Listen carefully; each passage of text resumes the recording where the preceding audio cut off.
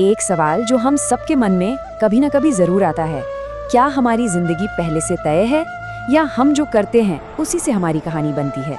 मतलब किस्मत या कर्म? आज हम इसी की गहराई में उतरेंगे। चलिए शुरू करते हैं।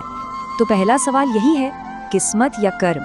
सोचिए जरा, जब भी लाइफ में कुछ बड़ा होता है, अच्छा या बुरा, या जब चीजें हमारे प्लान के हिसाब से नहीं चलती, तो सबसे पहले दिमाग में यही खटकता है ना?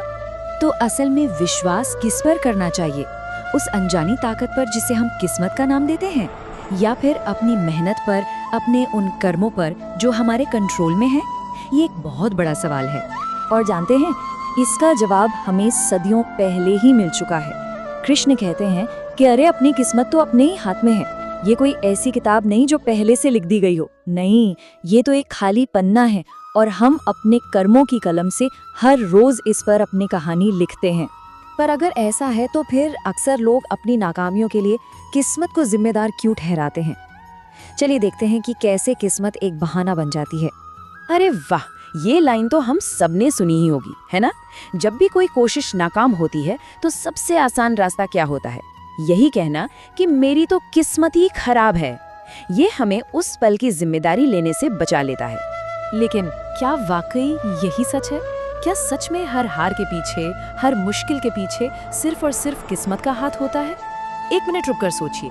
और सच तो ये है कि हम अपनी ही गलतियों का, अपनी ही कमियों का ठीकरा किस्मत के सिर पर फोड़ देते हैं। ये मानना थोड़ा मुश्किल है, पर ज्यादातर मामलों में सच्चाई यही होती है। तो अगर हम किस्मत को दोष देना बंद कर दें तो फिर रास्ता क्या है? रास्ता है कर्म का, क्योंकि हमारी असली पहचान हमारे कर्मों से बनती है, किस्मत से नहीं। और ये बात यकीन मानिए बहुत गहरी है। कृष्ण का संदेश बिल्कुल साफ है। इंसान की पहचान उसके जन्म या हालात से नहीं, बल्कि उसके कर्मों से होती है। हम जो काम करते हैं, हम जैसे काम करते हैं, वही दुनिया को बताते हैं कि हम कौन हैं। मतलब अपनी पहचान बनाना पूरी तरह से हमारे हाथ में है। तो सवाल उठता है कि इस किस्मत को बदले कैसे? इसका कोई फॉर्मूला है क्या?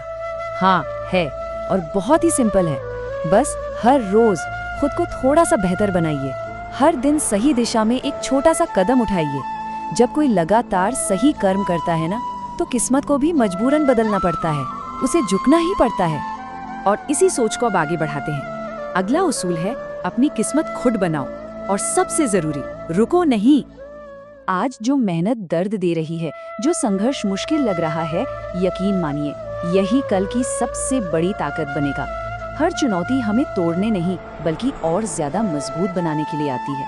और ये स्लाइड देखिए, जिंदगी हर मोड़ पर हमें ये दो रास्ते दिखाती है। एक है रुक जाने का, हार मान लेने का, जहाँ सब कुछ खत्म हो जाता है, और दूसरा रास्ता है लड़ते रहने का, आगे बढ़ते रहने का, जहाँ कुछ भी हासिल किया जा सकता है।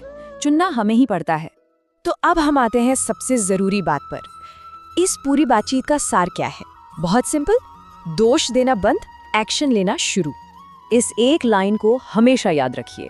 किस्मत कोई पहले से लिखी हुई कहानी नहीं है, इसे बनाया जाता है हर दिन, हर पल, अपने कर्म से, अपनी मेहनत से। तो चलिए आज से ही ये फैसला करते हैं, अब से हालात पर या किस्मत पर कोई ब्लेम गेम नहीं, सिर्फ जिम्मेदारी लेनी है और एक्शन लेना है। क्योंकि अपनी कहानी का हीरो कोई और नहीं, हम खुद हैं। तो उठिए और अपनी किस्मत लिखना शुरू कीजिए।